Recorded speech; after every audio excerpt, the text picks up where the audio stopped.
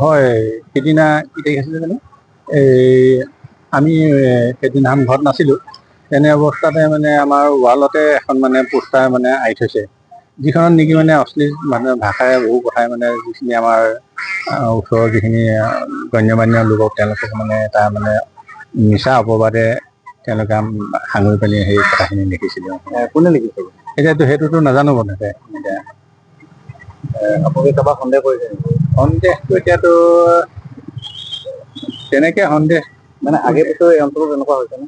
আগে পাছে মানে শুনিছো তেনেকুৱা কিছুমান মানে অশ্লীল ভাষাৰে মানে কিছুমান পোষ্টাৰ মানে য'তে ত'তে হেৰি কৰে বুলি।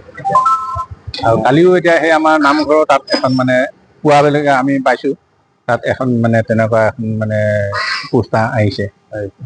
কেইজনমানৰ নাম মানে ভাল মানুহৰ নাম সাঙুৰি পানি তেনেকে হেৰি কৰিছে।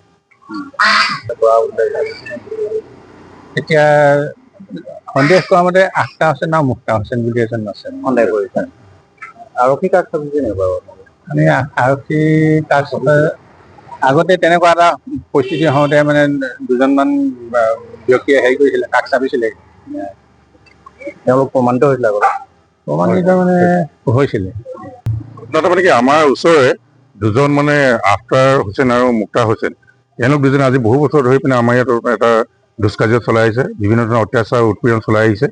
আৰু তেওঁলোকে যোৱা আজি কেইদিনমানৰ পৰা বিভিন্ন ঠাইত সমাজৰ সন্মানীয় কেইজনমান ব্যক্তিৰ নামত মানে মিছা আৰু অশ্লীল কিছুমান মানে পোষ্টাৰিং কৰি আছে। তেওঁলোকে বিভিন্ন ঘৰৰ গেটত, দুৱাৰত ইত্যাদিবিলাকত তেওঁলোকে পোষ্টাৰিং কৰিছে। স্কুলৰ বিদ্যালয়ৰ গেটতো কৰিছে আনকি।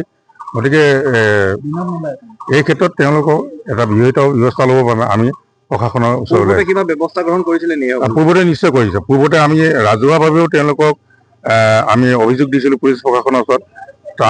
তেওঁলোকে শপতনামাও দাখিল কৰিছে আৰু কোৰ্টতো বহুত দিন ধৰি আদালতো তেওঁলোকৰ বিচাৰ হৈছে। কিন্তু তাৰ পাছতো তেওঁলোকে এনেদৰে বাৰে বাৰে কৰি আছে। তেতিয়া তেওঁলোকে শপতনামা নিজে দাখিল কৰিছে যে ভৱিষ্যতে এনেধৰণে নকৰোঁ বুলি, জৰিমনা হৈছে। কিন্তু পুনৰবাৰ তেওঁলোকে এনেধৰণে কৰি আছে। ই আমাৰ সমাজখনৰ বাবে এটা অতি মানে পৰিতাপৰ কথা হৈছে।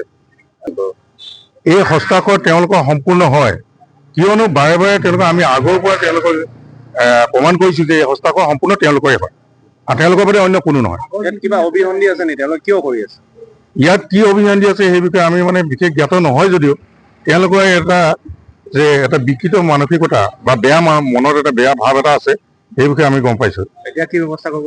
এতিয়া আমি প্ৰশাসনৰ ওচৰত মানে দাবী উত্থাপন কৰিছোঁ যে তেওঁলোকক অতি শীঘ্ৰে কৰায়ত্ব কৰি তেওঁলোকৰ ওপৰত বিহিত ব্যৱস্থা লওক। অন্যথা আমি কিন্তু ইয়াত এটা বেলেগ ধৰণৰ এটা মানে আমি ব্যৱস্থা গ্ৰহণ কৰিম, তাৰ বাবে যাতে আমি জগৰীয়া নহওঁ সেইকাৰণে আমি প্ৰশাসনৰ ওচৰত কাষ চাপিছোঁ।